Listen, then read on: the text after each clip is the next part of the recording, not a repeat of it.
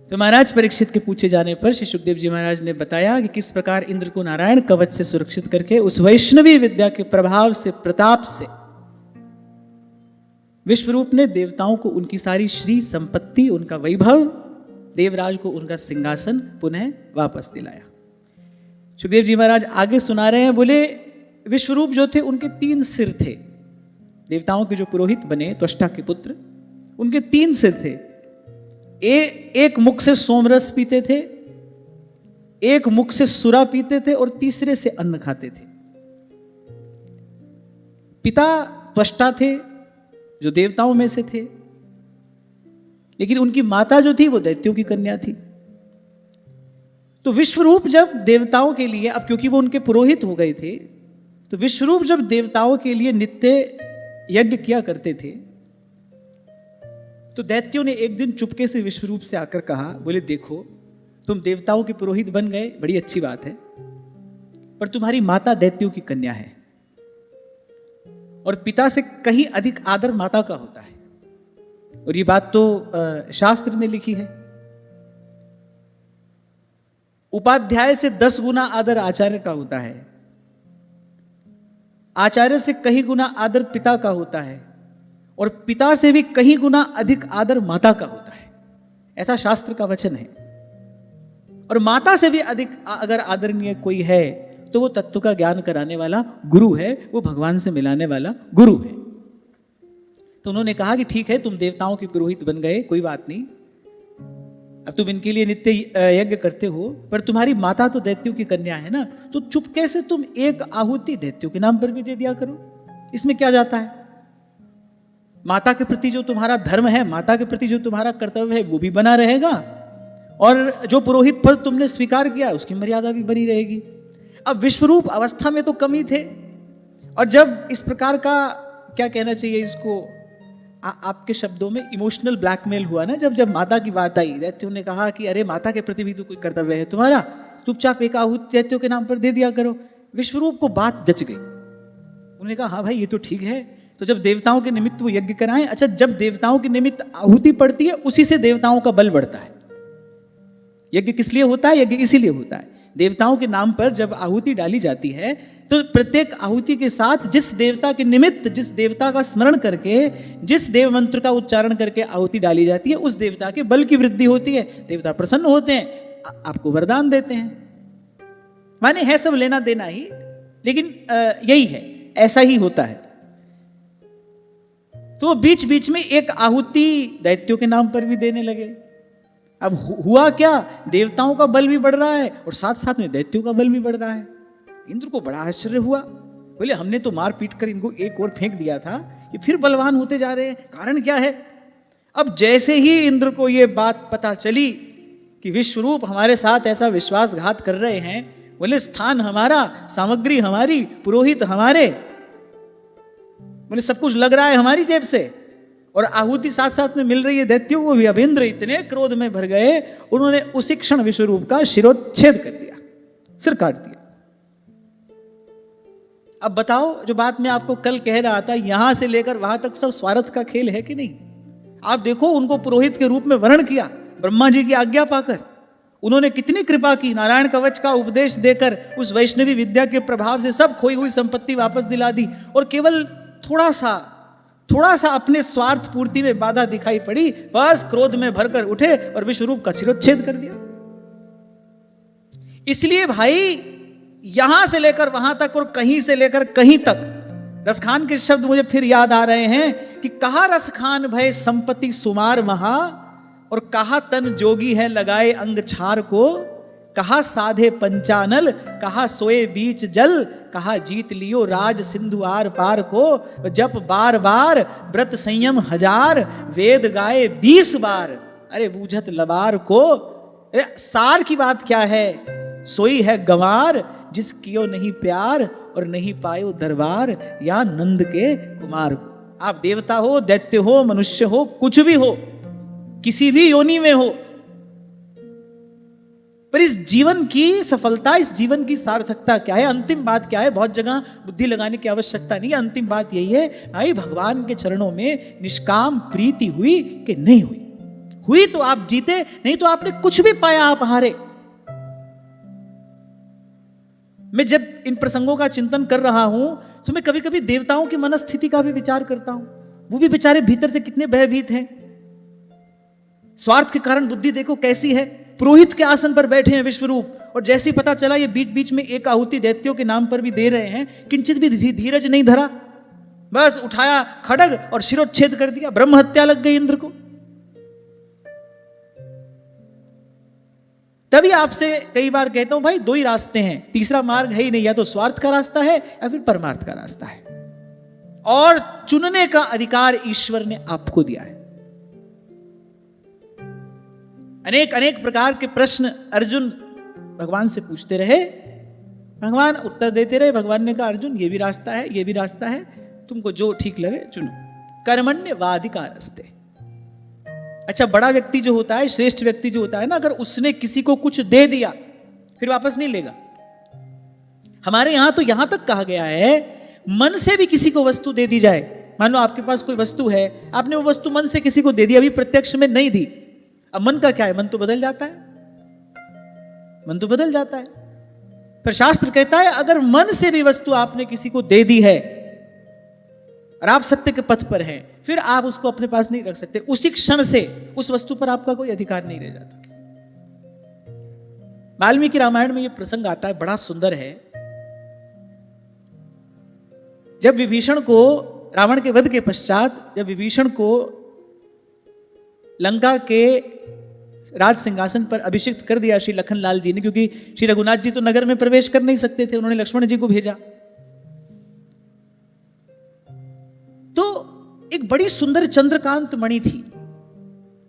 ठाकुर जी उसकी ओर देखते थे और वो बड़ी प्रसन्नता होती थी। बड़ी सुखद अमृत स्वरूपिणी किरणें उस मणि से झरती थी। मन में आया ये मणि अपने ही पास रख ली जाए। लंका का राज्य दे दिया, और लंका का वैभव कैसा है सब जानते हैं। देवता तो बेचारे तरसते ही हैं, केवल उसके लिए पा नहीं सकते, ऐसा लंका का वैभव है। और थोड़े समय के लिए नहीं कहा, लंका अचल राज तुम करहु, कोई विघ्न नहीं आएगा कभी तुम्हारे राज्य में। लंका का अविचल साम्राज्य दे दिया, केवल एक मणि। अच्छा, प्रभु करते तो लीला ही है, मणि क्या प्रभु को सुख देगी? चिंतामणि हरि नाम है, जिनका नाम स्वयं चिंतामणि है, उनको क्या कोई मणि सुख देगी? भगवान की लीला है, लीला से प्रभु बोध कराते हैं, उपदेश देते हैं। तो बोले ये मणि अपने पास रख ले। ऋक्षराज जांबवान बड़े विनम्र स्वरों में बोले। अच्छा, वो चिरंजीवी हैं, उनकी आयु बहुत बड़ी है, उन्होंने अपने सामने कई युग आते और जाते देखे हैं। उन्होंने कहा प्रभु, मैंने इस जीवन काल में बड़े बड़े महापुरुषों को, बड़े बड़े धीर पुरुषों को, बड़े बड़े महादानियों को बड़ा बड़ा दान देते देखा है, बड़े बड़े पराक्रमियों को, इस पूरी वसुधा को जीत कर उस पर एक छत्र राज्य करते देखा है। मैंने अपने जीवन काल में बड़ी बड़ी घटनाएं देखी हैं, पर किसी सज्जन व्यक्ति ने किसी को कुछ देकर उससे वापस ले लिया हो, ऐसा मैंने नहीं देखा। अब वो कुछ और तो नहीं कह सके प्रभु को, अब ये तो नहीं कह सकते कि नहीं नहीं ऐसा मत करिए, आप ठीक नहीं कर रहे, क्योंकि प्रभु को कुछ कहना है तो कहने के लिए भी एक शील चाहिए ना, एक शिष्टाचार चाहिए। मर्यादा पुरुषोत्तम को कुछ कहने के लिए एक मर्यादा की आवश्यकता है। इनको कुछ कहना हो तो कुछ भी कह दो, हमारे ठाकुर जी को तो जो भी कहना हो, यहां तो भाई कुछ भी बोलवा कर तो सब सुनते हैं। उस त्रिवक्रा कुब्जा ने पीतांबर का छोर पकड़ लिया, तब भी इन्होंने स्वीकार कर लिया। वो तो मर्यादा पुरुषोत्तम है। और शील निधान, तुलसी कहूं ना राम से साहेब शील निधान, उनके सेवकों को सोचो कितनी मर्यादा में रहना पड़ता होगा। मर्यादा पुरुषोत्तम के सेवक को कितनी मर्यादा में रहना पड़ता होगा। तो ऋक्षराज जांबवान ने बड़ी विनम्रता पूर्वक कहा, बोले प्रभु, मैंने बहुत बड़ी बड़ी घटनाएं देखी हैं, अद्भुत अद्भुत कौतुक मैंने प्रकृति के देखे हैं। मैंने धीर गंभीर पराक्रमी विद्वान तपस्वी तेजस्वी सब देखे हैं, मैंने जीवन में सब देखा है, पर किसी सत्पुरुष ने, किसी सज्जन ने किसी को कोई वस्तु देकर उससे वापस ले ली हो, ऐसा मैंने नहीं देखा। भगवान मुस्कुराए, प्रभु मुस्कुराए और कहा कि हमको आपसे ऐसे ही उत्तर की अपेक्षा थी, हम आपसे ऐसा ही उत्तर श्रवण करना चाहते थे, हमको आपसे ऐसे ही उत्तर की अपेक्षा थी। तो मन से भी अगर किसी को वस्तु दे दी जाए तो सत्पुरुष कभी उसको उस पर फिर अपना अधिकार नहीं मानेगा। वस्तु दे दी सो तो दे दी, ऐसी बात कहां से आई थी? हाँ, तो दो ही रास्ते हैं, या तो स्वार्थ का रास्ता है, परमार्थ का रास्ता है, और भगवान ने चयन करने का अधिकार आपको दिया है। और मैं ये कह रहा था, जब श्रेष्ठ व्यक्ति, जब समर्थ व्यक्ति किसी को कुछ दे देता है फिर वापस नहीं लेता। अब भगवान ने ये कह दिया कर्मण्येवाधिकारस्ते, भाई कर्म करना तेरा अधिकार है। अब इसमें भगवान हस्तक्षेप नहीं करेंगे। आप कुछ पूछने जाओगे तो भगवान कहेंगे भाई ये भी रास्ता है, ये भी रास्ता है, दो रास्ते हैं तो दो बता देंगे, तीन है तो तीन बता देंगे, लेकिन ये कह देंगे चुनना तुमको है भाई, तुम चुनो, क्योंकि ये अधिकार तुम्हारा है। बस यहीं पर आकर मोह में अंधे, मोह निद्रा में सोए मदांध जीव को सद्गुरु की आवश्यकता पड़ती है, सत्संग की आवश्यकता पड़ती है, क्योंकि बिन सत्संग विवेक ना हुई।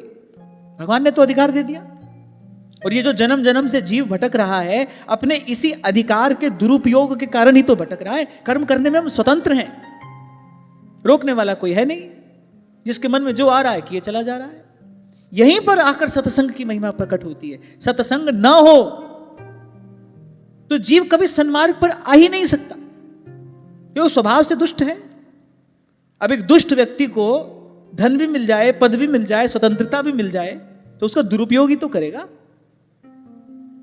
अपनी हानि तो करेगा वो उससे। जीव की भी यही दशा है, स्वभाव तो दुष्ट है, स्वभाव से दुष्ट है। कर्म करने की स्वतंत्रता भगवान ने दे दी, संसार ने और पट्टी पड़ा दी, सुनो सबकी करो मन की। ये और बड़ा आश्चर्य है, संसार ने और ये पट्टी पड़ा दी, बोले सबकी सुनो, अपने मन की करो और जाओ गिरो गड्ढे में।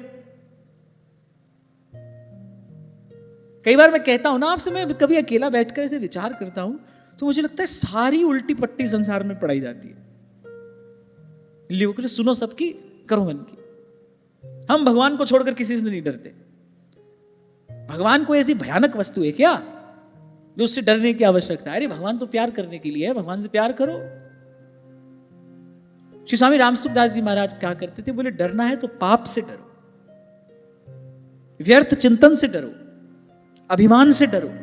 ये सब भगवान से दूर ले जाने वाला है। भगवान से दूर ले जाने वाला है माने जीव को सच्चे सुख से दूर ले जाने वाला है, जीव को उस परमानंद से दूर ले जाने वाला है। तो डरना हो तो इस सब से डरना चाहिए। पाप से व्यक्ति नहीं डरता, पाप करते कहां डरता है। चले जाएंगे साल के अंत में गंगा जी चले जाएंगे, एक गोता लगा आएंगे, पाप मुक्त हो जाएंगे। मुंडे मुंडे मतिर भिन्ना, सबके अपने अपने सिद्धांत हैं, चले जाएंगे। ध्यान रखना, धर्म की ओट में पाप करने वाले का पाप किसी भी प्रकार से नष्ट नहीं होता। जो धर्म का आश्रय लेकर धर्म की ओट में पाप करता है उसका पाप कभी नष्ट नहीं होता। उपनिषदों के मंत्र इस बात का प्रमाण है। बोले जो अविद्या से ग्रस्त है, माने जो मूढ़ है, अंधकार में पड़ा है, वो तो अंधेरे कुएं में गिरता है, वो तो अंधकूप में गिरता है। लेकिन जो विद्या के अभिमान से त्रस्त है वो उससे भी कहीं गहन कूप में जाकर पड़ता है। एक व्यक्ति बेचारा कुछ जानता ही नहीं है, वो तो अपना मनमाना आचरण कर रहा है, ठीक है। एक व्यक्ति ने सब धर्मशास्त्र पढ़ लिए हैं, समझ लिया है कि इसका अर्थ क्या है। अब वो शास्त्र के वाक्यों का यदि दुरुपयोग करता है वो और गहरे कुएं में जाकर पड़ता है। तो धर्म की ओट में किया जाने वाला पाप वो तो कभी नष्ट नहीं होता। और हमको तो भाई गुरुजनों की कृपा से अब तक एक छोटी सी बात समझ में आई, कहे लोभ है सर्व पाप को मूल। सारे पाप स्वार्थ से ही जन्म लेते हैं, मुझे सुख मिले बस, सारे पाप यहीं से जन्म लेते हैं। इसलिए हमारे ऋषि मुनियों ने कहा सर्वे भवन्तु सुखिना। कितनी उज्जवल और कितनी परिष्कृत प्रज्ञा है। अरे सब में हम भी आते ही हैं, आते कि नहीं आते? आप सबके सुख की बात कह रहे हो, आप सबके सुख की कामना कर रहे हो, सब में आप आओगे कि नहीं आओगे? इसलिए कहा सर्वे भवन्तु सुखिना। ध्यान रखना, इसी को उत्सव कहते हैं। उत्सव का कोई और अर्थ नहीं होता। यही वास्तविक उत्सव है, जब स्वार्थ से परमार्थ तक उठ जाता है कोई, जब स्वार्थ छोड़कर परमार्थ में लग जाता है, तब समझना चाहिए भाई अब हमारे जीवन में उत्सव हुआ है। और भूलना नहीं, सब पाप के मूल में क्या है? स्वार्थ। यहां देखो, थोड़ी सी स्वार्थ पूर्ति में बाधा हुई इंद्र के, जिसको थोड़ी देर पहले गुरुदेव कह रहे थे, गुरु के स्थान पर जिसको बिठाया, आचार्य के रूप में जिसका वर्ण किया, थोड़ी सी स्वार्थ पूर्ति में बाधा आई, उसका शिरोच्छेद कर दिया। अभी कितनी दुर्दशा है, ये कितनी दुर्दशा है और क्यों है? बताओ, ये जो इतनी दुर्दशा इंद्र की हुई, अभी तो आगे होगी, इसका कारण क्या है?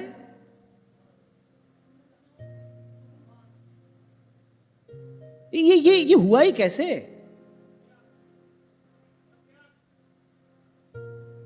बेचारे के पास संत नहीं है, उस बेचारे के जीवन में सत्संग नहीं है। सत्संग होता तो विवेक होता, सत्संग होता तो ये बात समझ में आती, साधु ऐसा चाहिए जैसा सूप सुभाए, सार सार को गही रहे, थोथा दे उड़ाए। सत्संग होता तो ये बात समझ में आती, अरे देने वाला ना कोई यज्ञ है ना कोई कर्म है, देने वाला ईश्वर है। जो देता है वो देता है, और अपने किए से जो मिले वो तो नष्ट होना अवश्यम भावी है। याद रखना, आपने अपने प्रयास से जो पाया है वो एक दिन नष्ट होगा, उसका क्षय हो ही जाएगा।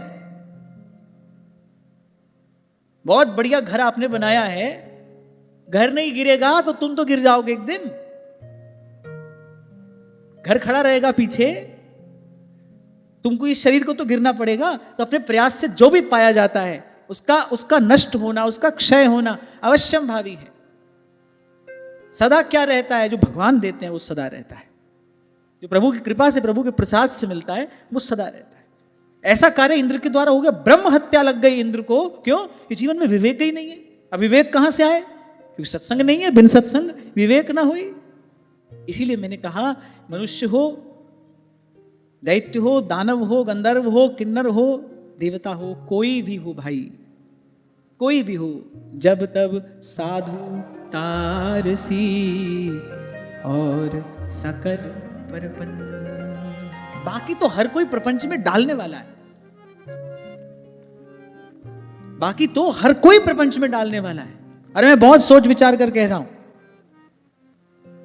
आप देवी देवताओं की भी पूजा आराधना करो, वो आपको मनमानी वस्तु दे देते हैं। संसार से छुड़ा रहे हैं कि संसार में उलझा रहे हैं? बताओ। तभी सूरदास जी कहते हैं, और देव सब रंग भिखारी, और देव सब रंग भिखारी, त्यागे बहुजु अनेरे, जो हम भले बुरे सोते, जो हम भले बुरे सोते, जो हम भले बुरे सोते रे, जो हम भले बुरे सोते। तुम्हें हमारी लाज बढ़ाई, तुम्हें हमारी लाज बढ़ाई, बिनती सुन प्रभु मेरे, जो हम भले बुरे सोते रे, जो हम भले बुरे सोते।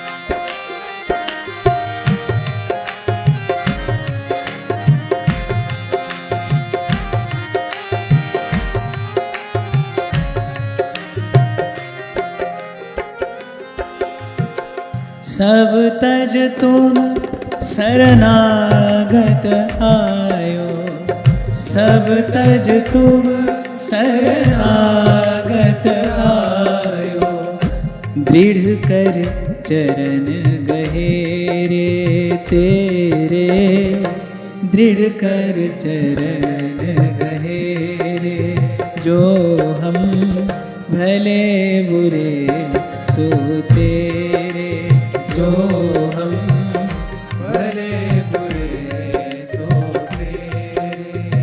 सूरदास प्रभु तुम्हारी कृपा ते, सूरदास प्रभु तुम्हारी कृपा ते, सूरदास प्रभु तुम्हारी कृपा ते, सूरदास प्रभु तुम्हारी कृपा ते, पाए सुख जूघनेरे जो हम भले बुरे सो तेरे, जो हम भले बुरे सो तेरे, जो हम भले बुरे सो तेरे, जो हम भले बुरे सो तेरे। तो विश्वरूप भी देवपुत्र हैं। तो सोमरस पीने वाला जो सर था उससे पपीहा, सुरापान करने वाले से गोरैया और अन्न खाने वाले से तीतर, ये 3 पक्षी उद्भूत हुए। पर विश्वरूप के वध से इंद्र को ब्रह्म हत्या तो लग गई थी। अब यद्यपि वो चाहते तो इस पाप को दूर कर सकते थे, पर उन्होंने ब्रह्म हत्या के पाप को स्वीकार किया। यदि वो चाहते तो वो स्वीकार ना करते। क्यों? क्योंकि विश्वरूप भी जो कर रहे थे वो भी धर्मानुकूल नहीं था। यदि वो चाहते तो वो इस पाप को स्वीकार ना करते, पर फिर भी देवराज ने इस पाप को स्वीकार किया और 1 वर्ष तक पश्चाताप किया। उसे छूटने का कोई उपाय नहीं किया और फिर उसके बाद सबकी सम्मति से उस ब्रह्म हत्या के 4 भाग किए। 1 भाग पृथ्वी को मिला, दूसरा भाग जल को, तीसरा वृक्ष को और चौथा स्त्रियों को। पाप के कारण अब उनको, क्योंकि अपने पाप का भाग दिया तो साथ साथ में एक वरदान भी दिया। ये जो कहीं कहीं पृथ्वी बंजर होती है, ऊसर भूमि होती है, ये उसी ब्रह्म हत्या के पाप का परिणाम है। लेकिन साथ साथ में ये वरदान भी दिया कि जहां कहीं पृथ्वी में गड्ढा होगा ये कुछ समय पाकर स्वयं भर जाएगा। फिर वृक्षों को मिला,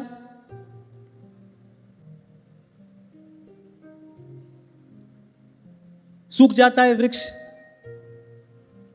वरदान क्या मिला? फिर हरा भरा हो जाएगा। और जो वृक्ष का जो गोंद होता है वो वस्तुतः उसी ब्रह्म हत्या के पाप का परिणाम है। आपको पता नहीं इस बात की जानकारी है कि नहीं, इसीलिए उससे बनी कोई भी वस्तु ठाकुर जी को भोग नहीं लगती। जाड़े के दिन में बनाते हैं ना लोग गोंद के लड्डू, बनाते हैं ना, भोग भी लगाते होंगे ठाकुर जी को, है ना? हाँ, क्योंकि ये बात पता नहीं थी। लेकिन ये वस्तु जिस भी खाद्य पदार्थ में पड़े, जिस भी व्यंजन में पड़े, उसका भोग से ठाकुर जी को निवेदन नहीं किया जाता, क्योंकि इसके रूप में कुछ और नहीं, ये इंद्र की ब्रह्म हत्या का पाप है। फिर 1 भाग स्त्रियों को दिया, इसी कारण प्रत्येक मास में रजस्वला होकर चौथे दिन शुद्ध होती है। चौथा भाग जल को मिला, इसी कारण जल में कहीं कहीं फेन, बुदबुदा आदि सब आ जाता है, उसको हटाकर जल में जल प्रयोग किया जाता है। और साथ ही में जल को वरदान क्या मिला? ये वरदान मिला कि जितना बहता जाएगा उतना बढ़ता जाएगा। आप देखो निर्झर बहते हैं, जल में कभी कमी नहीं आती, जल का कभी अभाव नहीं होता। अब ये कहानी तो यहां एक प्रकार से समाप्त हो गई, पर बैर का बीज पड़ गया। अब किसके मन में पड़ा? त्वष्टा के मन में। हमारे पुत्र के साथ इंद्र ने ऐसा दुर्व्यवहार किया, पहले पुरोहित के रूप में उसका वरण किया और फिर उसके बाद इस प्रकार उसकी हत्या की। अब वो अपने पुत्र की हत्या से बड़े दुखी हो गए। अब एक बार इन सब घटनाओं का भीतर ही भीतर चिंतन करते रहना। भगवान की शरण के अतिरिक्त कहां कलह क्लेश से मुक्ति है? यहां भी वही हाय हत्या है, वहां भी वही हाय हत्या है। कल यही तो आपको कह रहा था, सब जगह यही दृश्य आपको देखने को मिलेगा। इसीलिए सेवक जी महाराज ने कहा, अरे बहुत बड़े बड़े साधन कर भी लोगे तो कहा वहीं स्वर्ग आदि में पहुंचोगे, वहां भी यही सब हो रहा है। एक दूसरे के प्राणों के शत्रु बने हुए, किस लिए? धन के लिए, पद के लिए, संपत्ति के लिए, वैभव के लिए, प्रतिष्ठा के लिए।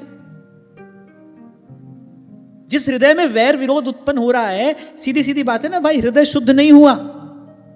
और मैं आपसे सदा ही कहता हूं भाई, अंतःकरण की शुद्धि ही सबसे बड़ी सिद्धि है।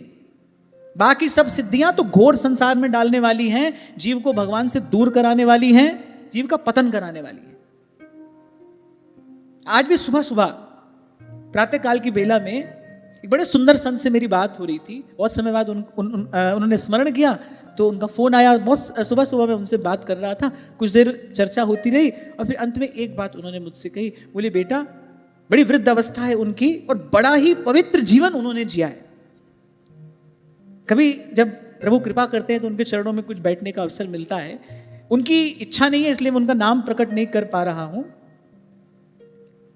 तो बड़ी सुंदर कुछ देर उनसे चर्चा हुई और फिर अंत में उन्होंने कहा, बोले बेटा बस एक बात का सदा ध्यान रखना, मान सम्मान से बचे रहना। बोले प्रभु से दूर कराने वाला अगर कुछ है ना तो बस वो केवल यही है। बोले इस मान प्रतिष्ठा से बचे रहना। क्यों? क्योंकि तुम जिस स्थान पर हो वहां पर तुमको अत्यधिक सावधान रहने की आवश्यकता है। सावधानी हटी और दुर्घटना घटी। अत्यधिक सावधान रहने की आवश्यकता है। और मैं तो कई बार विचार करता हूं भाई, एक समय था जब लोगों को प्रसिद्ध होने के लिए भी कुछ वर्षों का समय लगता था, परिश्रम करते थे, फिर प्रसिद्ध होने में उनको कुछ काल का, कुछ वर्षों का समय लगता था। आज तो भाई सोशल मीडिया की कृपा से बन जाए कोई, रातों रात स्टार हो गए, वायरल। अच्छा वैसे तो वायरल बीमारी का नाम है ना, बीमारी का ही तो नाम है वायरल। वायरल हो जाए, पड़ जाता है ना आदमी, निर्बल दुर्बल होकर खांस रहा है, छींक रहा है, डॉक्टर कह रहा है इसके पास मत जाना, संक्रमित होने वाला रोग है, संक्रमित होता है, संक्रामक है, infectious, and we all are vulnerable. तो डॉक्टर कहते नहीं जिसके पास मत जाओ। कई बार ऐसा होता है घर में एक को हो तो सबको हो जाता है, होता है ना वायरल। बढ़िया शब्द चुना है सोशल मीडिया वालों ने भी। बोले वो तो वायरल हो गए। वायरल हो गए माने अरे दूर ही रहना, पास गए तो तुमको भी यही रोग हो जाएगा। तो वायरल हो गए। और यह भी बड़ा आश्चर्य है कि प्रत्येक व्यक्ति का प्रयास आज केवल वायरल होने के लिए ही है। कुछ भी कर रहे हैं किसी ना किसी प्रकार से बस वायरल हो जाए। पर भाई मैं भी कह रहा हूं यहां पर यह बात, कल जीवन में क्या हो पता नहीं। दोनों कान पकड़कर और दोनों हाथ जोड़कर डरते डरते ये बात कह रहा हूं। अब यहां बैठा हूं तो ये बात कहना मेरा कर्तव्य है, पर मैं केवल आपके लिए नहीं कह रहा हूं, अपने लिए भी कह रहा हूं। हम सब इसी में आते हैं। तो हमें ये कह रहा था, उन्होंने कहा बोले बेटा जिस स्थान पर तुम हो तुमको तो अत्यधिक सावधान रहने की आवश्यकता है, बस इस मान प्रतिष्ठा से बचे रहना। बोले जन्म जन्म की संचित पूंजी, बोले ये कुछ काल में नष्ट करा देती है।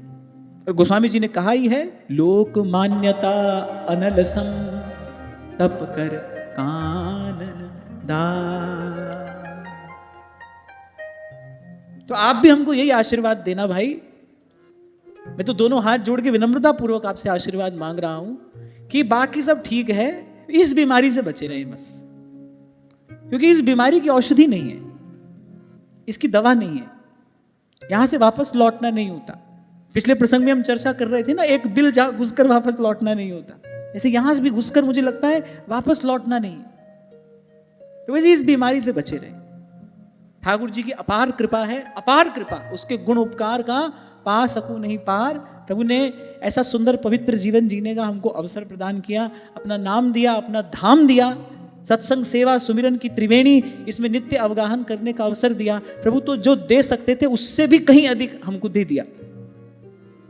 और संत की बात वस्तुतः संत सार की बात ही कहते हैं, हाँ भाई आपको अत्यधिक सावधान रहने की आवश्यकता है। बहुत सुंदर चर्चा उनसे हुई, कई विषयों पर बात हुई। और संतों का स्वभाव ही होता है सार सार की बात कह देना।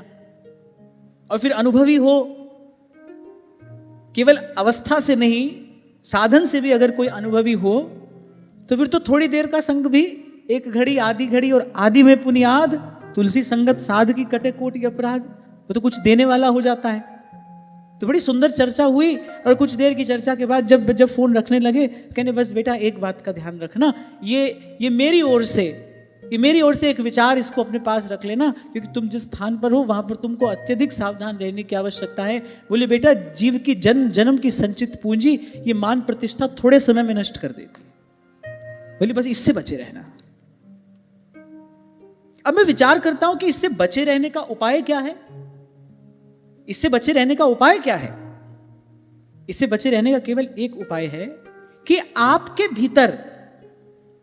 भीतर ईमानदारी से, आपके भीतर ईमानदारी से कभी भी इसको प्राप्त करने की इच्छा उत्पन्न ना हो, इच्छा उत्पन्न हुई तो यह मिलेगा। इससे बचने का केवल एक उपाय है, अपने प्रति आप ईमानदार रहें। अगर अपने मन में कभी इस प्रकार के रोग का विषाणु उत्पन्न होता दिखाई दे तो तुरंत सद्गुरु रूपी वैद्य की शरण में जाए, उससे औषधि प्राप्त करे, औषध खाए, पथ करे, ताकि वेदन जाए। ये मैं आपको साधक जीवन का अनुभव कह रहा हूं। मन है ना भाई, वो तो कहीं तक की भी छलांग लगा लेता है। चारों तरफ ऐसा वातावरण है, मन में आ जाता है ऐसा विचार, पर सत्संग की कृपा से फिर संतों के शब्द संभालते कि नहीं भाई, कुछ भी हो, भजन साधन भी बने न बने, हमको इस बात की चिंता नहीं है। कुछ भी हो, लेकिन बस इस मार्ग पर पैर ना पड़े, इससे दूर रहना है, इससे बचकर रहना है। लोक मान्यता अनलसम तप कर कानन दा। और फिर व्यास जी तो कहते प्यार किए मुख चाटी है और बैर किए तन हान। बोले दोनों ओर से हानि हानि है। व्यास बढ़ाई लोक की, कुकर की पहचान। अच्छा, बहुत बढ़ाई होगी, कोई कहेगा हमारे यहां आओ, कोई कहेगा हमारे यहां आओ, कोई कहेगा हमारे यहां आओ, नहीं जाओ तो रूठ जाएंगे। बैर किए तनहान और प्यार किए मुख चाटी है। अब सबके यहां जाओगे, सबके यहां जाओगे तो कहीं से क्या विचार लेकर आओगे, कहीं से क्या विचार लेकर आओगे। गुप्त प्रीति को भंग, संग प्रचुर अति देखियत। सेवक जी महाराज कह रहे नाहिन उपजत रंग, श्री हरिवंश कृपा विना। बहुत संबंध होंगे तो भाई आना जाना होगा। नहीं जाओगे तो सामने वाला रूठेगा, जाओगे तो अपने भजन भाव की क्षति हो सकती है, अपने भजन भाव की हानि हो सकती है। दोनों ही स्थितियों में आप विचार करो, हानि ही तो है। तो मैं कई बार ऐसे साधक के रूप में जब चिंतन करता हूं तो मुझे लगता है इससे बचने का उपाय क्या है, बस हम भीतर से ईमानदार रहें। क्योंकि जैसे इसका संकल्प उठा, जैसे इसका संकल्प उठा, माया तो इसको हवा पानी देने के लिए तैयार बैठी है। बस कोई चाहे और वो अपना कार्य करे, उसका तो कार्य यही है। और वो उन संत के शब्द आज सुबह उन्होंने कहे, मेरे कान में गूंज रहे हैं। उन्होंने कहा बेटा, जन्म जन्म की संचित पूंजी नष्ट कराने के लिए बस केवल मान प्रतिष्ठा पर्याप्त है। इसीलिए सब संत महापुरुषों ने इसकी कड़े घोर शब्दों में निंदा की है, भर्त्सना की है। भक्ति मार्ग के आचार्य ने तो इसको शुक्री विष्ठा कहा है।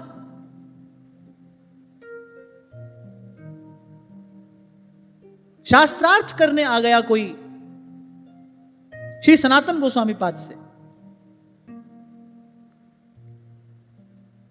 उन्होंने तो शास्त्रार्थ करने से मना कर दिया। श्री जीव गोस्वामी पाद संगई थे, उन्होंने शास्त्रार्थ किया, शास्त्रार्थ किया भी और उसको पराजित भी कर दिया।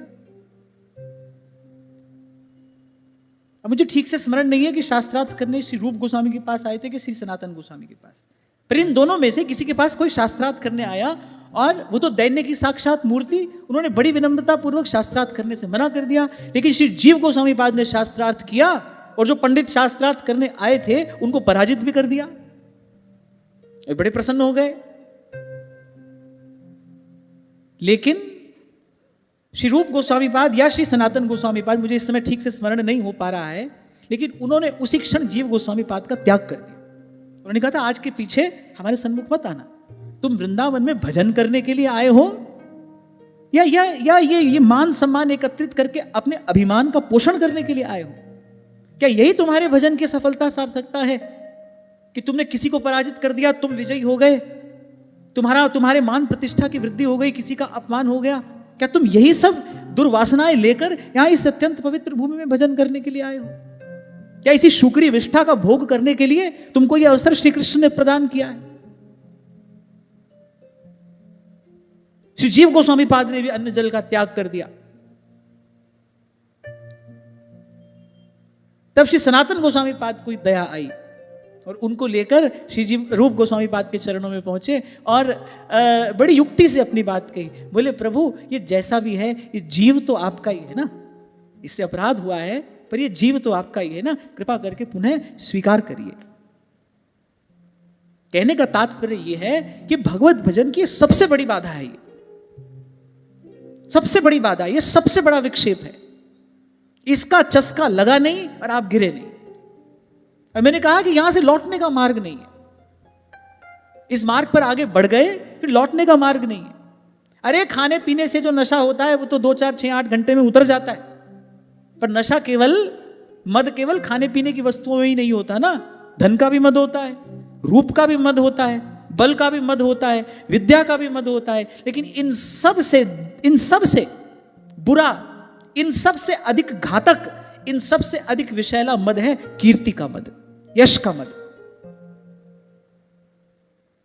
आप देखो बड़े बड़े फिल्मी सितारे, एक समय ऐसा आता है जब वो बिल्कुल शिखर पर होते हैं, तभी उनको सितारा कहा जाता है, कहीं से भी देखो चमक रहे हैं।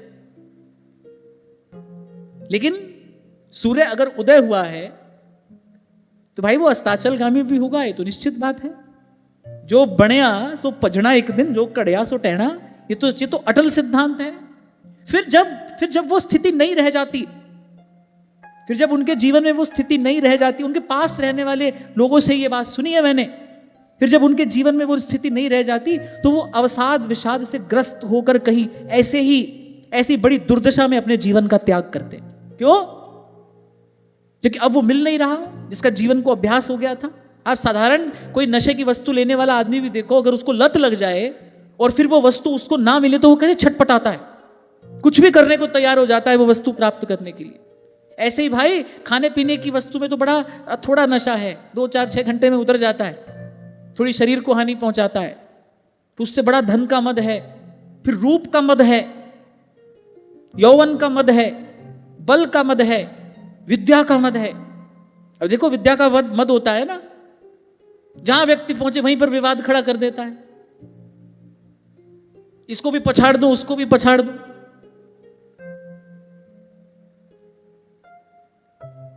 विद्या विवादाय धनम मदाय शक्ति परेशान परिपीड़नाय, बल का मद होता है।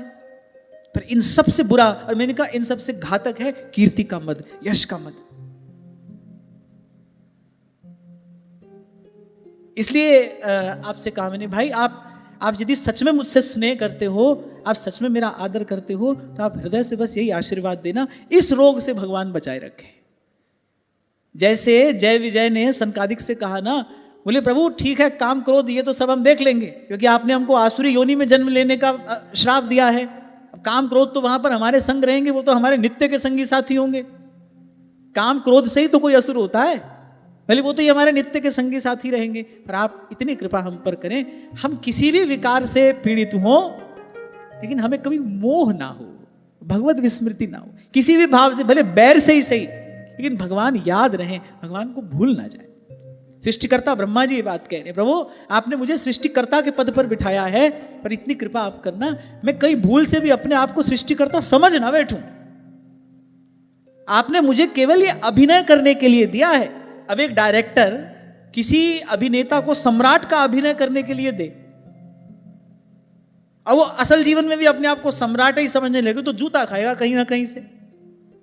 तो ब्रह्मा जी ने कहा प्रभु आपने मुझे सृष्टिकर्ता का अभिनय करने के लिए दिया है, क्योंकि जो सारी लीला है, बोले इसके निर्देशक तो आप ही हैं, डायरेक्टर तो भगवान ही है ना। वो तो कह रहे किसको क्या रोल दिया जाएगा, ब्रह्मा जी तुम रचना करोगे, विष्णु पालन करेंगे, रुद्र संहार करेंगे, ये आज्ञा किसने दी है? ये निर्देशक नहीं तो ये निर्देश दिया है, आज्ञा दी है। तो उन्होंने कहा प्रभु हम अभिनय कर रहे हैं, ये नाटक कर रहे हैं, हम करने वाले तो आप हैं, करता तो आप हैं, हम तो आपके निर्देशानुसार, आज्ञा अनुसार ये नाटक कर रहे हैं। पर नाटक करते करते कहीं हम अपने आप को सच में ही सृष्टिकर्ता ना मान बैठे। पहले आप ये वरदान हमको दे दीजिए, पहले आप हमको निर्भय कर दीजिए, क्योंकि ऐसी घटना घट जाती है ना। अभी कुछ समय पहले एक फिल्म आई थी, क्या नाम था उसका, जो अभिनेता था उसने जो फिल्म में अभिनय किया, उस भाव से उसको बाहर आने के लिए उसको काउंसलिंग करानी पड़ी, उसको साइकेट्रिस्ट के पास जाना पड़ा, उसको थेरेपी लेनी पड़ी। कौन सी फिल्म थी ना? हाँ शायद यही थी। जो अभिनेता था उसको जो अभिनय करने को दिया गया, वो इतना डूब गया उस अभिनय में कि उस भाव से बाहर निकलना उसके लिए कठिन हो गया। उसको थेरेपी लेनी पड़ी, उसको काउंसलिंग करानी पड़ी, तब वो अपने वास्तविक जीवन में लौट पाया। तो एक साधारण व्यक्ति जब अभिनय में इतना डूब जाता है, ऐसी स्थिति हो सकती है। ब्रह्मा जी ने भी सही कहा, बोले प्रभु आप, और वो बेचारा तो कुछ 2-4-6 महीने लगा होगा उस काम में, उनको तो युग युगांतर तक एक काम करना है। तो कहा प्रभु कहीं मैं सच में ही अपने आप को सृष्टिकर्ता ना मान बैठूं, तो इसलिए आप ये वरदान हमको दे दीजिए, ये भूल हमसे ना हो, आपकी विस्मृति ना हो। और जब ब्रह्मा जी थोड़ी देर के लिए भूले, आगे दशम स्कंद में जब आप श्रवण करेंगे, जब थोड़ी देर के लिए वो समझ बैठे अपने आप को सृष्टिकर्ता, थोड़ी देर, एक क्षण में ये घटना घटी थी, ले गए सब गोप ग्वालों को अपने साथ। कैसी पिटाई हुई ले वो सब जानते हैं। कहते हैं आज तक पश्चाताप है ब्रह्मा जी को उसका, आज तक। और जब तक ब्रह्मा के पद पर रहेंगे, जब तक भगवान की कृपा से मुक्त नहीं हो जाते, तब तक उसका पश्चाताप रहेगा। जो करावे सोई करना, जो करावे सोई करना, नानक दास तेरी सरना। प्रभु डोरी हाथ तुम्हारा। भाई मौज में रहना है, निर्भय निश्चिंत रहना है, यही युक्ति है, यही मंत्र है। प्रभु डोरी हाथ तुम्हारे, प्रभु डोरी हाथ तुम्हारे, प्रभु डोरी हाथ तुम्हारे, प्रभु डोरी हाथ तुम्हारे, प्रभु डोरी हाथ तुम्हारे, प्रभु डोरी हाथ तुम्हारे, प्रभु डोरी हाथ तुम्हारे, प्रभु डोरी हाथ तुम्हारे। जी जंत तेरे तारे, जी जंत तेरे तारे, प्रभु डोरी हाथ तुम्हारे, प्रभु डोरी हाथ तुम्हारे, प्रभु डोरी हाथ तुम्हारे, प्रभु डोरी हाथ तुम्हारे। कभी किसी मेले में कठपुतली का खेल देखा है? देखा होगा जरूर सबने कभी ना कभी। कभी कभी चकित कर देती है कठपुतली, अपने नृत्य से, अपनी चेष्टा से, अपनी भाव भंगिमा से। देखने वाला बड़ा बड़ा चकित हो जाता है, आनंद आ जाता है उसको कठपुतली का नाच देखकर, कठपुतली का खेल देखकर। पर सोचो क्या उसमें कठपुतली की कुछ बड़ाई है? हंस रही है, मुस्कुरा रही है, नाच रही है, गा रही है, ठुमक रही है, चल रही है, पर उसमें कठपुतली की कोई बड़ाई है? बड़ाई किसकी है? जिसके हाथ में डोर है। जो कठपुतली नचा रहा है ना, ये दक्षता तो उसकी है, ये निपुणता उसकी है, ये महिमा उसकी है। और महादेव कहते हैं उमा दारू जोशित की नाई, बिल्कुल ठीक इसी प्रकार कठपुतली की तरह सब ही नचावत राम गुसाई। गुरु साहब वाणी के सबसे पहले पन्ने पर कह देते हैं हुक्म अंदर सबको, कह रहे बाहर हुक्म न कोई। और इतनी बात कोई जान ले तो कह रहे हो में कहे न कोई। बोले मैं कहना ही भूल जाए जीव अगर इतनी बात जान ले कि हुक्म अंदर सबको बाहर हुक्म न कोई। तो अपने से भी कोई अगर बढ़िया काम हो रहा है ना, लोग ताली बजा रहे हैं, वाह वाह वाह वाह कर रहे हैं, तो बड़ाई कठपुतली की नहीं है भाई, बड़ाई तो उसको नचाने वाले की है, उसको चलाने वाले की है, उसका धन्यवाद है।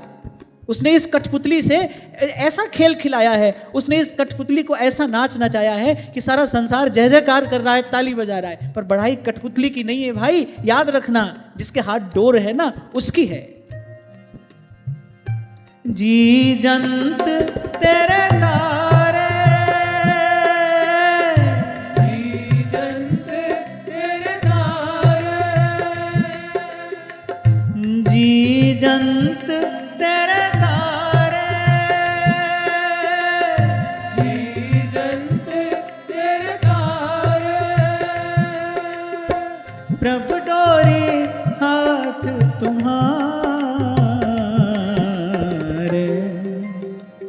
प्रभु डोरी हाथ तुम्हारे, प्रभु डोरी हाथ तुम्हारे, प्रभु डोरी हाथ तुम्हारे।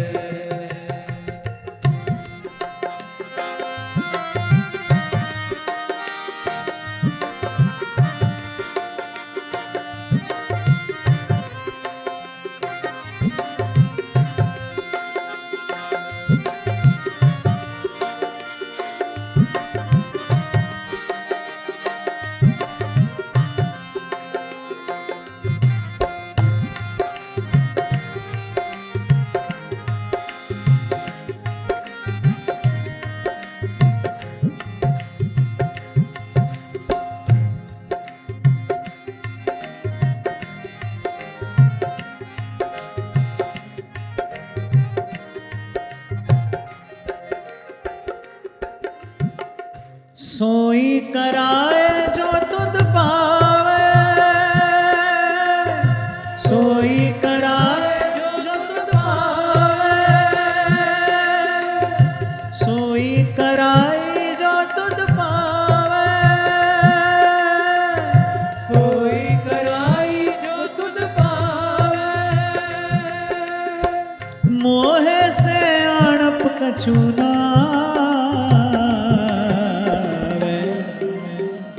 प्रभु डोरी हाथ तुम्हारे, प्रभु डोरी हाथ तुम्हारे, प्रभु डोरी हाथ तुम्हारे।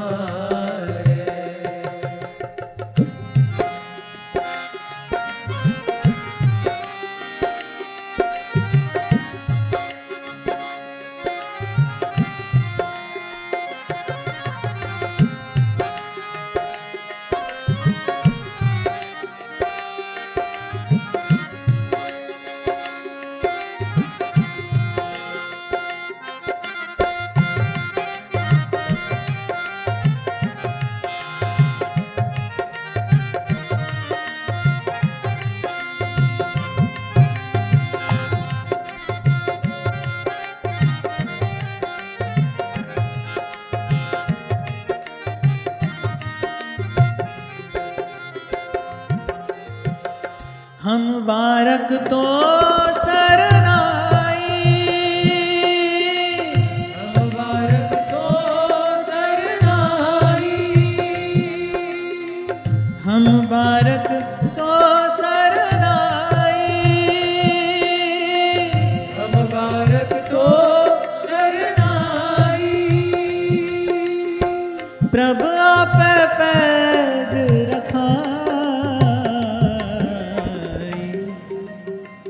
प्रभु डोरी हाथ तुम्हारे,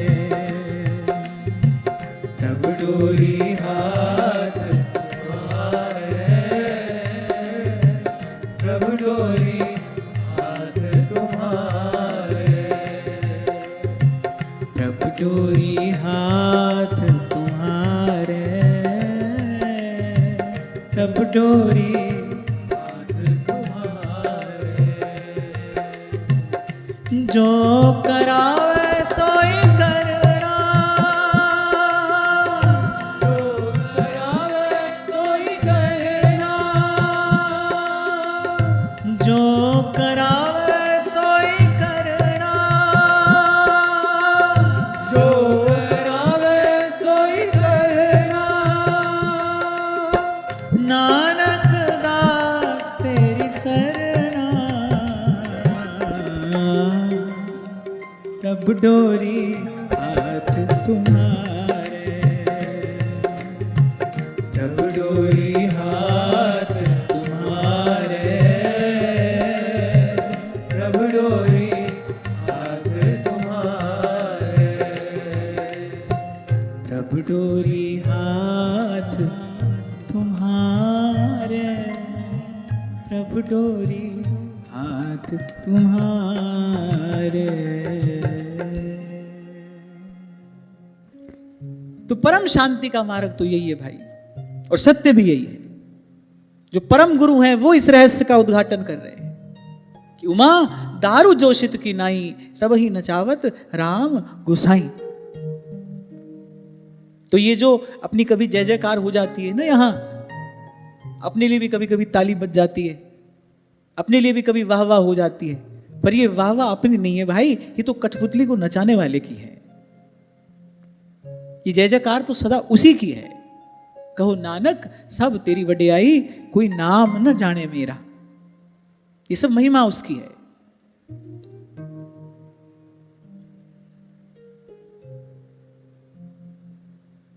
तो अब त्वष्टा जलने लगे वैर विरोध की अग्नि में कि बड़ा दुर्व्यवहार इंद्र ने किया, पुत्र हत्या की पीड़ा ने उनके हृदय को विदीर्ण कर दिया। अब वो भी कम नहीं है, वो भी यज्ञ करने लगे।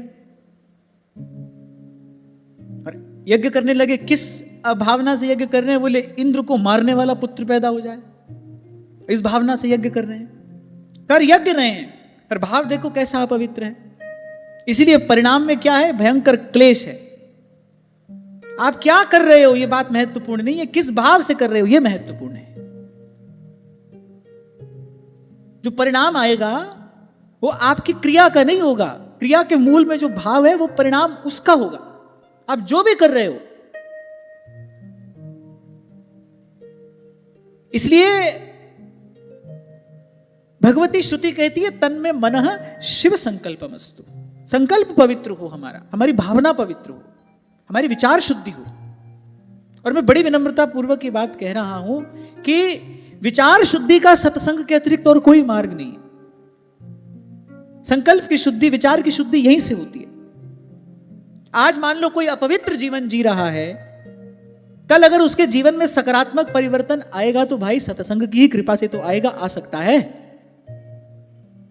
इसलिए जब कोई पूछ लेता है ना कि अभी हमारा आहार पवित्र नहीं है तो हम क्या करें, अरे जहां जैसे हो वहीं से भगवान का भजन करना आरंभ करो। बाकी जो करेगा भजन करेगा। हम कर सकते होते तो अभी तक कर ही लेते। व्यक्ति अपने बल से अपने जीवन को पवित्र कर सकता होता तो कर लेता, अपने बल से तो कर नहीं सकता है। एगुण साधनते नहीं हुई, ये तो जब भी होगा भाई भगवान की कृपा से होगा। हाँ, अपना भाव पवित्र रखना, संकल्प पवित्र रखना, सच्चे हृदय से रोकर प्रभु से कहना कि ये मन हो निर्मल तुम्हारी कृपा से, इसे शुद्ध करने में हम तो हैं हारे, हम तो हार गए प्रभु, आप करिए। क्योंकि मोह कपट छल छिद्र न भावा, कपट ना हो। मैं कहता हूं उत्तम से उत्तम कर्म कर रहे हो, क्रिया की दृष्टि से उत्तमोत्तम कर्म आप कर रहे हो, लेकिन यदि मूल में कहीं कपट है तो ध्यान रखना परिणाम में कुछ भी मिले सुख नहीं मिलेगा। कुछ भी मिल जाए आपको, इंद्र का पद ही क्यों ना मिल जाए, इंद्र के पद पर पहुंचकर भी एक दूसरे से वैर विरोध कष्ट क्लेश भयंकर अशांति जीवन में देखो, ये देवताओं की दशा है। स्वर्ग में भी चैन से सो पाते होंगे इंद्र, एक बार विचार करो। अब जब इंद्र को पता चला त्वष्टा ने बड़ा भारी यज्ञ किया है और उस यज्ञ का लक्ष्य क्या था, इंद्र को मारने वाला पुत्र उत्पन्न हो, और पुत्र उत्पन्न हुआ, भयंकर राक्षस, मुख खोले तो ऐसा लगे कि जैसे मान लो सबको ही निगल जाएगा। अब उसके भयावने रूप को देखकर ही देवता डर गए, सामने तो कौन जाए। उसके उस महाभयावह रूप को देखकर ही डर गए, इधर उधर भागने लगे। सुखदेव जी महाराज कह रहे परीक्षित, त्वष्टा के उस तमोगुणी पुत्र ने, कल इस विषय पर हम बात कर रहे थे ना, सब प्रकार के मंत्र हैं, सब प्रकार की विधियां हैं, तामसिक भी हैं, राजसिक भी हैं, सात्विक भी हैं। जिस विधि का प्रयोग करोगे वैसा ही परिणाम आएगा। ये तो भगवान की कृपा है, भगवद आज्ञा से महादेव ने सब मंत्रों को कील दिया है, भगवान की आज्ञा से, क्योंकि वो त्रिभुवन के गुरु हैं, तो भगवान की आज्ञा पाकर महादेव ने सब मंत्रों को कील दिया है। करते रहो, होने वाने वाला कुछ नहीं है। शक्ति केवल भगवान के नाम में है। नाम नामकारी बहुधा निध सर्वशक्तिस तत्रार्पिता नियमितः स्मरणे न काले। सारी शक्ति भगवान के नाम में है, अब करते रहो। विवेकी तो वही है, बुद्धिमान तो वही है जो सार को ग्रहण कर ले, और सार वस्तु तो भाई भगवान का नाम है। चहु जुग चहु श्रुति नाम प्रभाऊ, पर कलि विशेष नहीं आन उपाऊ। कोई लगा देगा गोस्वामी जी की बात पर प्रश्न चिन्ह? कोई दे देगा चुनौती मानस के इस वाक्य को, जब कह रहे कली विशेष नहीं आन उपाऊ? किसमें इतना साहस है जो वेद मंत्र तुल्य इस वाणी पर प्रश्न चिन्ह लगा दे? वो कह रहे कोई दूसरा उपाय नहीं है, यही कलिकाल न साधन दूजा। तो सीधी सादी भाषा लिखी है, कोई बड़ी कठिन संस्कृत नहीं है। योग यज्ञ जप तप व्रत पूजा, चहु जुग चहु श्रुति नाम प्रभाऊ, कलि विशेष नहीं आन उपाऊ। अच्छा, मंत्र तो ऐसे हैं कि आपने तामसी भाव से जपा तो वैसा परिणाम आएगा, पर भगवान का नाम भगवान की तरह दयालु है, और मैं कहूंगा भगवान से अधिक दयालु है। मैले कुचैले मन से भी कोई भगवान का नाम जपे तो भगवान का नाम सबसे पहले मन शुद्ध करेगा, फिर उस जीव का कल्याण होगा। पहले भगवान का नाम दया करेगा, कृपा करेगा। वो भले कुभाव से जप रहा है, भाए कुभाए अनख आलसहू, नाम जपत मंगल दिसि दस। भगवान का नाम शुद्ध कर देगा, पवित्र कर देगा।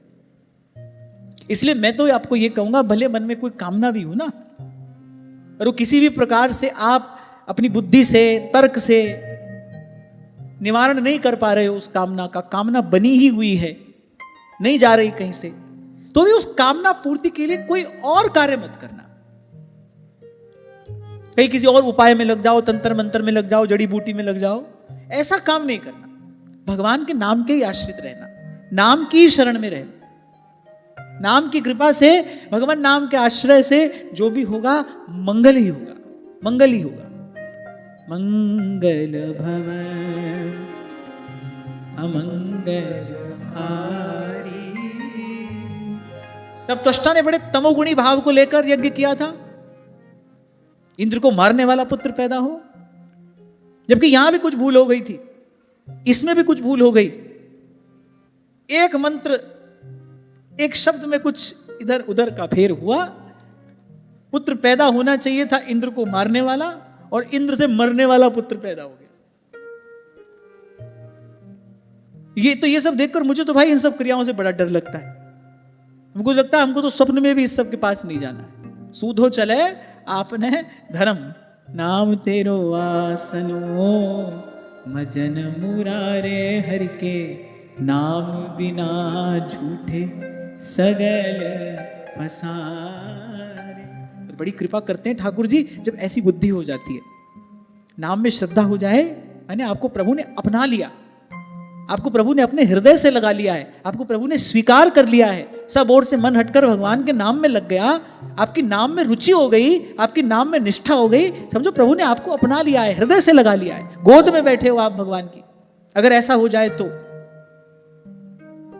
कितना भूला भटका मन है, मैला कुचैला मन है, और यद्येशो परता देवी माया वैशारदी मति, कैसी बुद्धि है। वेदों में ऐसे ऐसे सकाम कर्मों का उल्लेख किया है, ललचा जाता है मन। कल मैं नारायण कवच की महिमा सुना रहा था तो भी 7-8 लोगों ने हाथ उठा दिया महाराज जी। जब नारायण कवच की महिमा मैंने सुनाई तो 7-8 लोगों ने हाथ उठाया, हमारा मन कर रहा है हम भी ये कर लें। तो वहां वेदों में तो आप जाकर देखो कैसे कैसे सकाम कर्मों का उल्लेख किया गया है, कर्म कांड में, उपासना कांड में जाकर देखिए, अरे क्या क्या क्या क्या लोभ, क्या क्या प्रलोभन वहां पर दिया गया है। तो मनुष्य की बुद्धि है, जाने ना जानो छिनंत कवन बुद्धि घटे प्रकाश, कब किस ओर मुड़ जाए। तो अगर ऐसा हो जाए ना, आपको लगे सब ओर से मन हटकर बस अब नाम, प्रभु का नाम ही अपना आश्रय है, नाम ही अपना सहारा है, जीने का सहारा तेरा नाम रे, ऐसा हो जाए तो समझना भगवान ने अपना लिया, स्वीकार कर लिया है प्रभु ने, उनको अपनी गोद में बैठा लिया है, जैसे प्रहलाद जी को बिठा लिया था अपनी गोद में। तो त्वष्टा के उस तमोगुणी पुत्र ने, ये नावृता इमे लोकास तमसा त्वाष्ट्रमूर्तिना, सवै वृत्र इति प्रोक्तः पापः परमदारुणः। अब आवृत्त कर लिया उस घोर तमोगुणी दैत्य ने जब सब लोगों को, बोले इसी से उस अत्यंत क्रूर पुरुष का नाम वृत्रासुर पड़ा। बड़ा सुंदर और बड़ा रोचक मार्मिक प्रसंग है ये, इसी से उसका नाम वृत्रासुर पड़ा। अब तो भाई बड़े बड़े देवता सारी शक्तियों के साथ टूट पड़े, उस पर अस्त्र शस्त्रों से प्रहार करने लगे। उसको एक क्षण नहीं लगा, अस्त्र शस्त्रों को तो निगल ही गया। देवताओं ने कहा अगला नंबर हमारा ही नहीं लग जाए, हमारे अस्त्र शस्त्र तो सब निगल ही गया। एक जम्हाई ली और इंद्र के वज्र समेत जितने देवताओं के सब अस्त्र थे सब उसके पेट में। अब तो देवता लोग यहां वहां भागे। और मैं आज इस कथा का चिंतन करते करते आ रहा था, मैंने कहा देखो अपने जब से अपने गुरु का तिरस्कार किया, एक क्षण चैन को बैठने को नहीं मिला। कभी कौन सा क्लेश, कभी कौन सा क्लेश। तभी चाचा श्री वृंदावन दास जी कह रहे हैं, अगणित द्वंद देह के पथ हैं। वो देह मनुष्य की हो, दैत्य की हो या देवता की हो, पर अगणित द्वंद देह के पथ हैं। तन के रोग देवताओं को नहीं होते तो क्या हुआ? बुढ़ापा नहीं सताता, रोग नहीं लगता। तन के रोग देवताओं को नहीं होते तो क्या हुआ? मन के रोग तो होते हैं। मन के रोग तो हैं, ईर्ष्या है, राग है, द्वेष है, मात्सर्य है, मद है, ये सब मन के रोग तो उनको हैं ही। अब तो भाई देवताओं के आश्चर्य की सीमा नहीं। ये कौन सी नई विपत्ति आ गई?